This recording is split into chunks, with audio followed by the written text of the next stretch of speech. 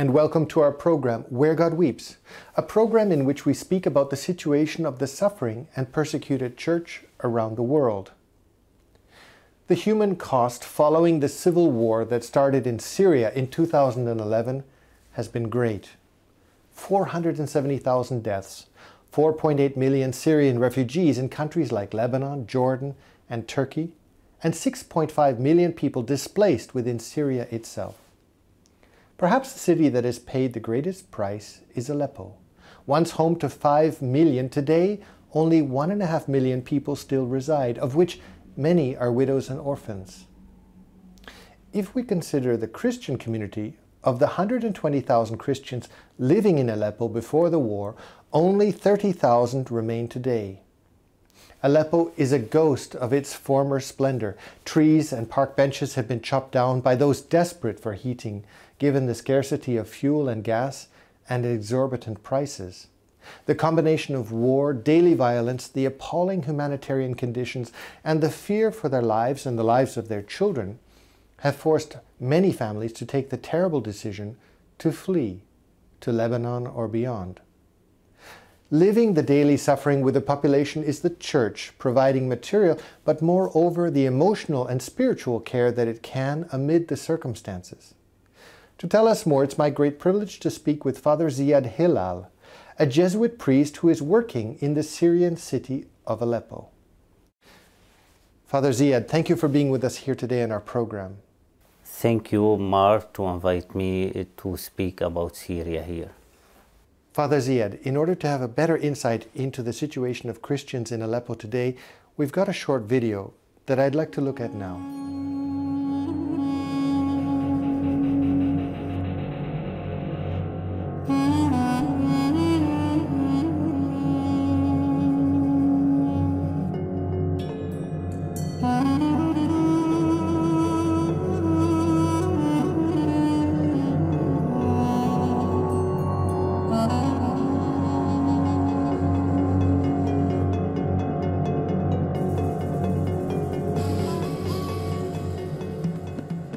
Riedemann is one of the most damaged zones in Aleppo. Many families are still living in their damaged houses. And because of that, we began a project to help these people, to help these families to live in dignity in their repaired houses.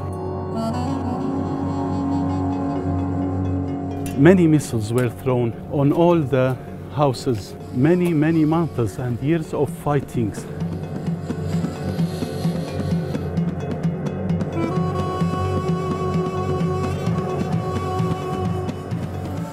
There is a beautiful will of life of the people around.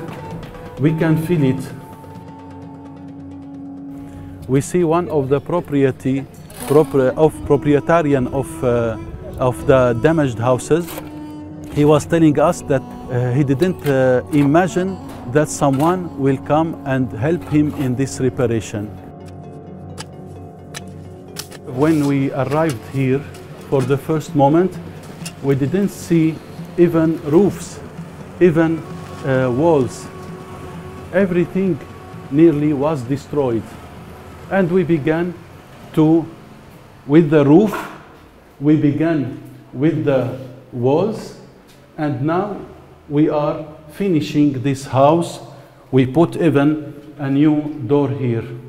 And we are so glad, we are so happy that a family could return back to live. And we thank deeply ACN, because with its help, we can return back a family to its house.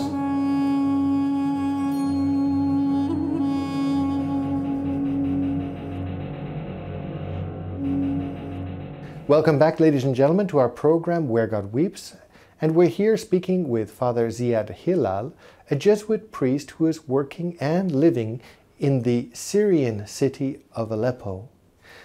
Welcome back, Father.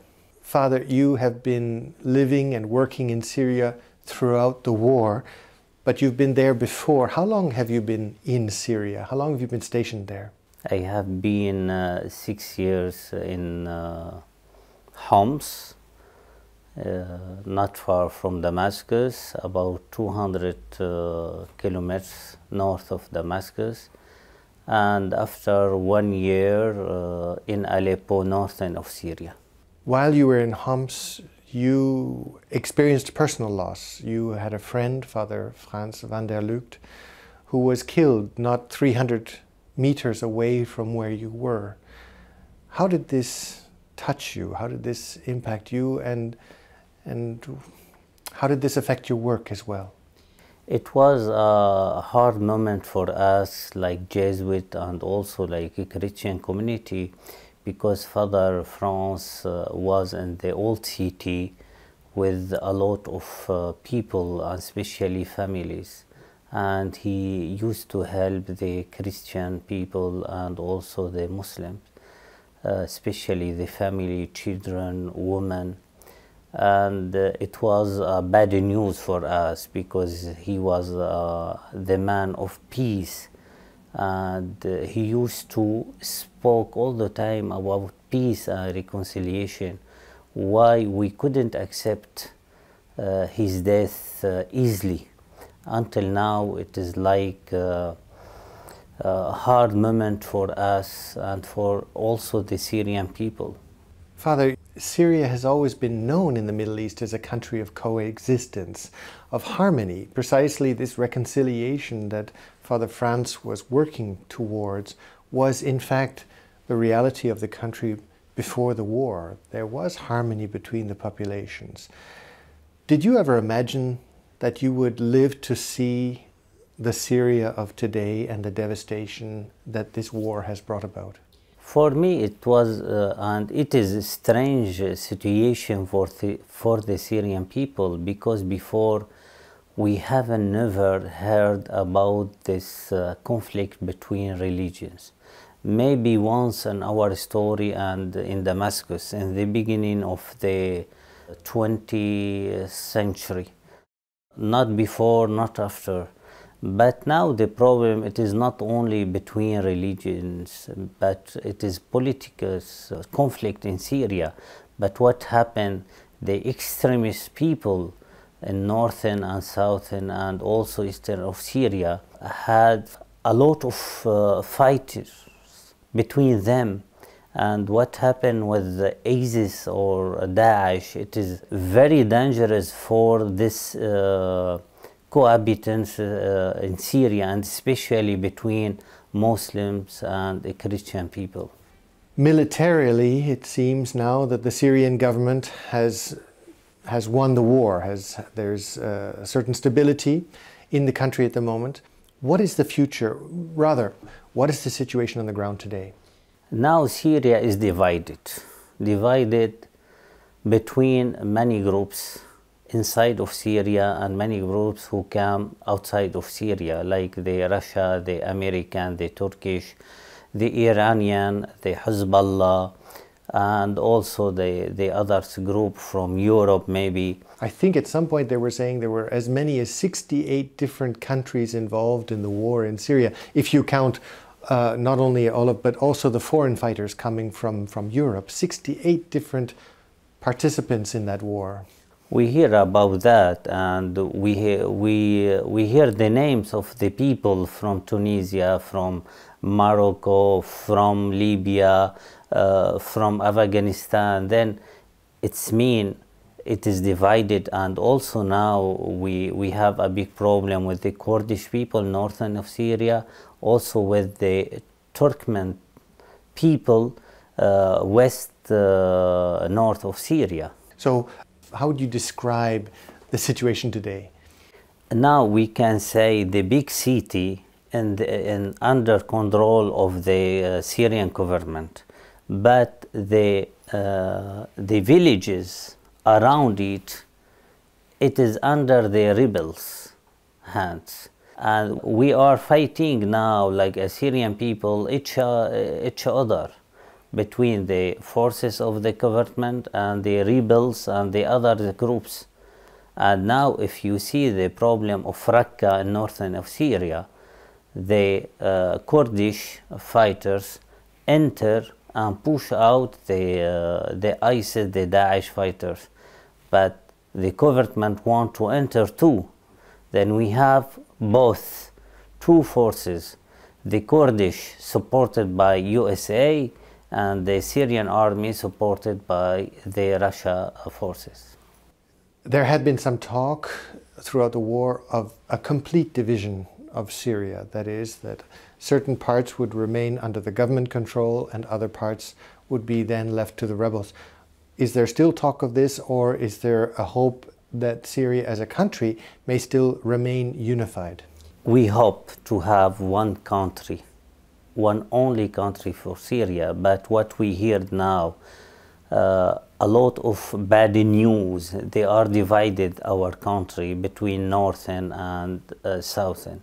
And we have to wait, because now it is not the Syrian who decided the future of our country. It is the big forces like USA and like the Russia and Iranian and Turkey.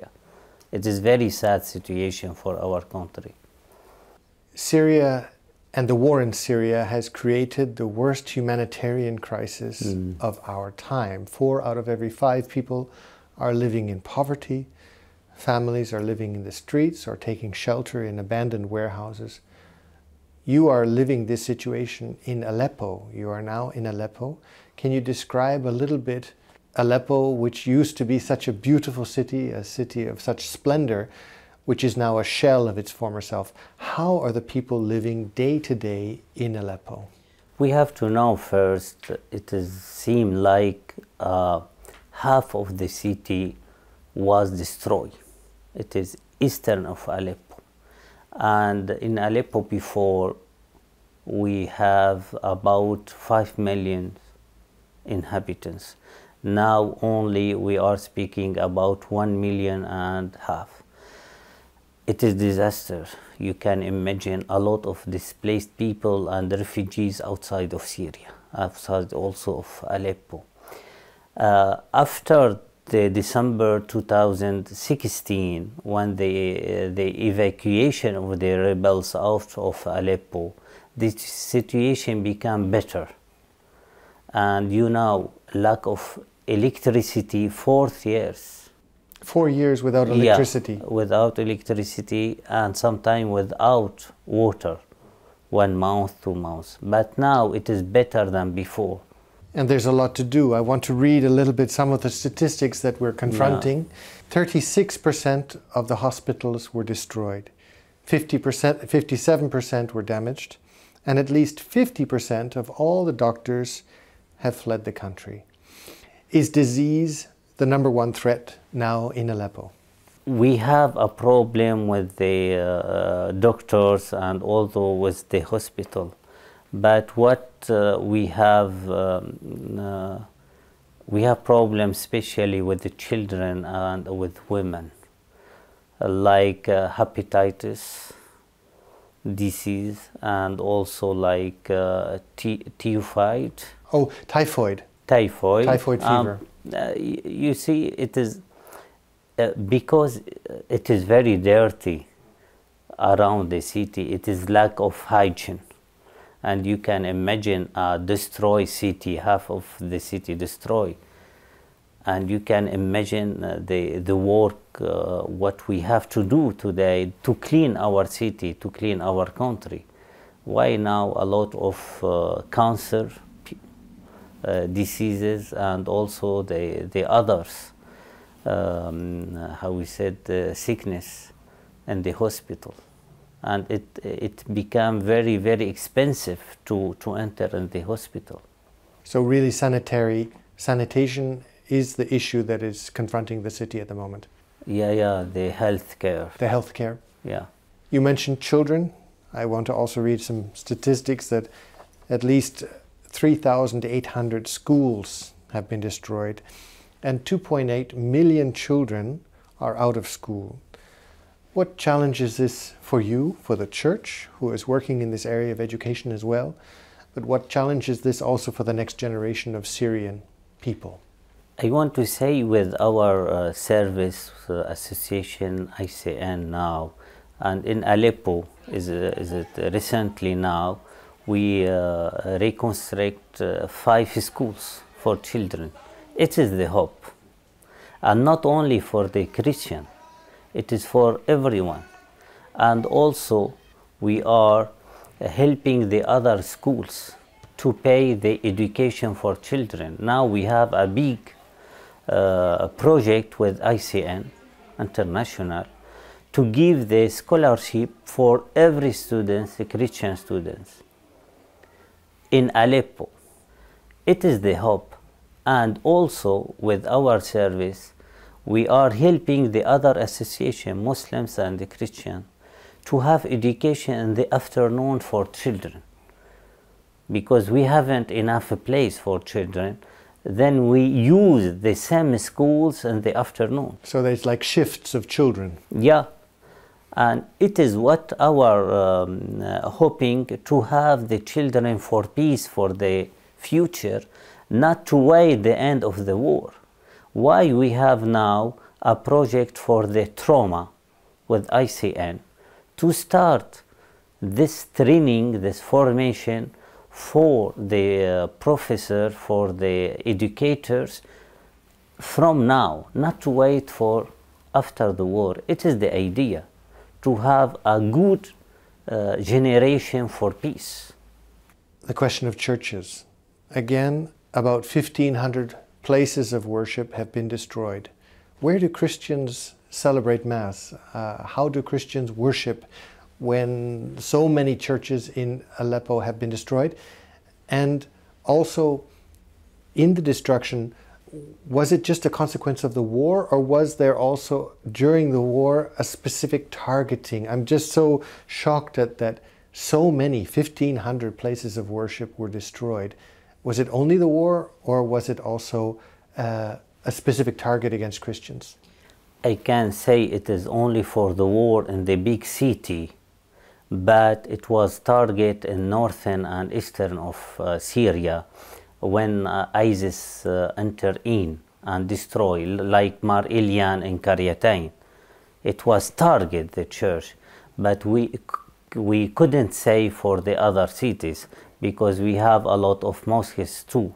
Destroyed mosques as Yeah, well. exactly. I understand. Yeah, but what I saw now, I am seeing now also about the churches. I give you the example of the Maronite church in Aleppo. They celebrate the Mass in the Latin church.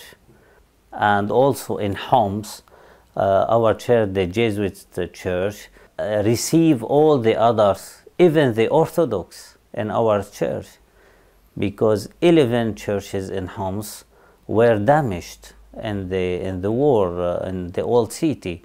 It is, when I say it is like mosaic between the churches, between Orthodox and Catholic, and it wasn't like that in the past time.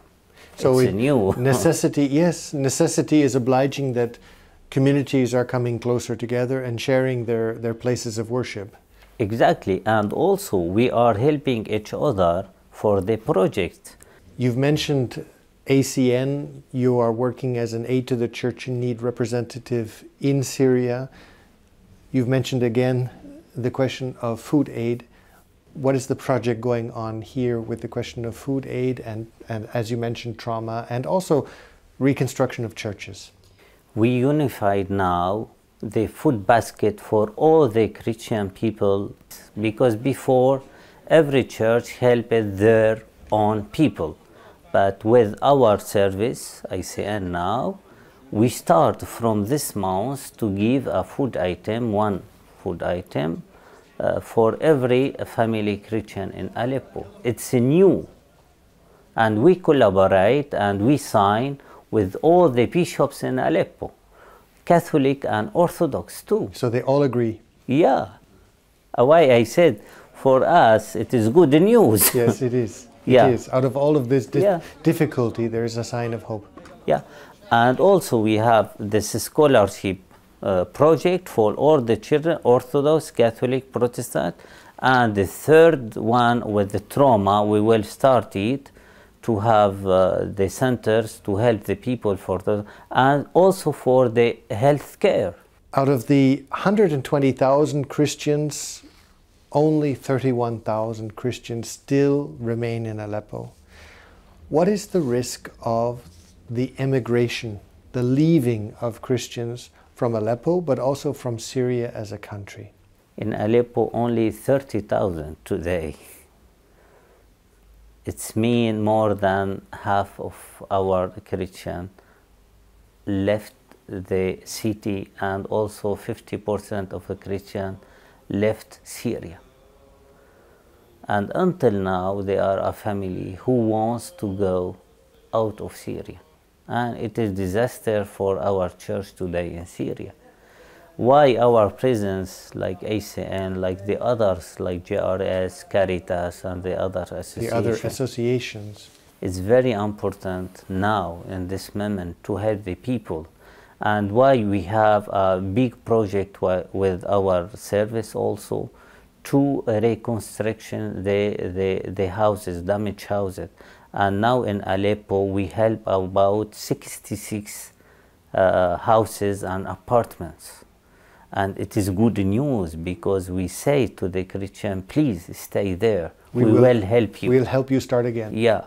And we have a big project now with ICN for the future, but we started to have work, job for the Christian family, and also to help them to stay.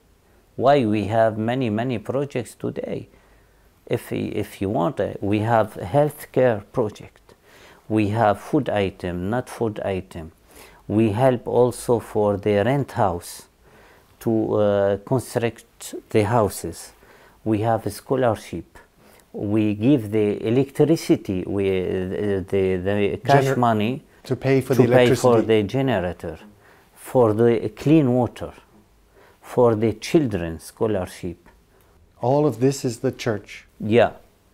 Will this keep the Christians? And what will happen to Syria if the Christians leave? It is a good question, because you mentioned our role today in Syria. We are like a bridge first between Muslims and Muslims.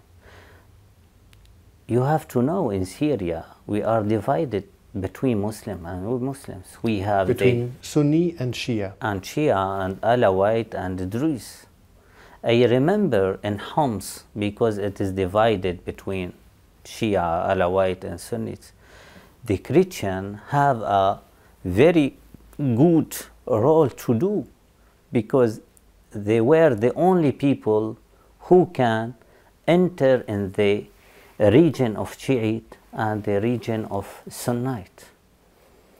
And we have this relationship between them. This mediating role, like Father France, what he did, and also with Father Paulo, what he did.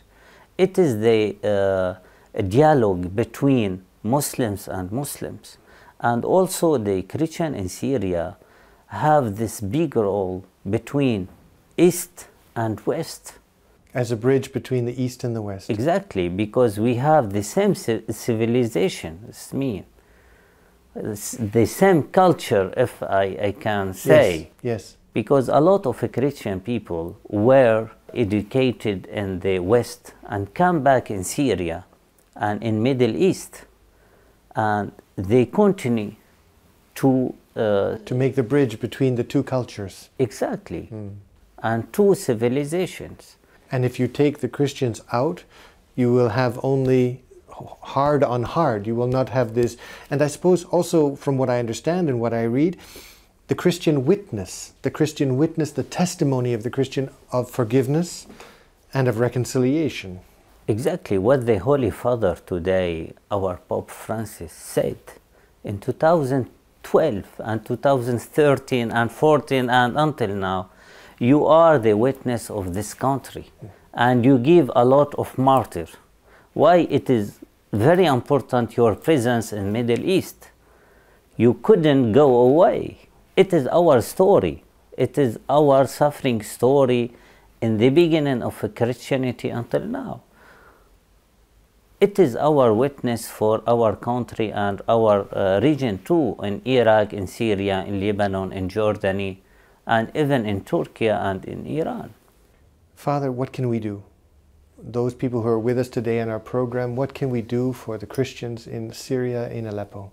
First of all, to pray for us, to keep this faith, this gift of our people, of our fathers and forefathers. Yeah, it is the first things we can ask the people. And the second, to help us through the associations like ICN and like the others, to help the Christian in Syria and also the Syrian people today. To help the Christian only, it is not enough. We have to help also our neighborhood. Which is, as what you've said, the church is doing. Through the projects of the church, you're helping the whole population. And maybe the third, to give the Christian like scholarship to be formed and educate maybe outside and come back to help the Syrian people after the war, because it is the new generation we are waiting.